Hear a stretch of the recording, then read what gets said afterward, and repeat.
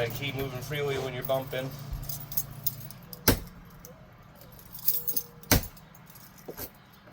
Nothing's setting.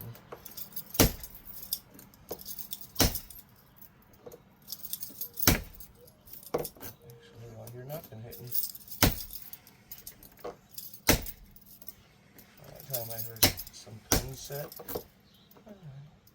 That's not the best of my bump keys. It's got rather small teeth.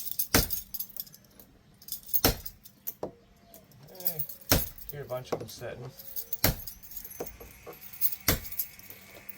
See if I got a better one in there. Right there. It's got a little more teeth on it.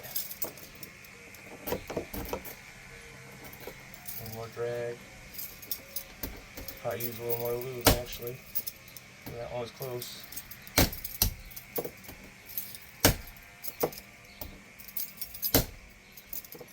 I can hear them setting. That's pretty damn close.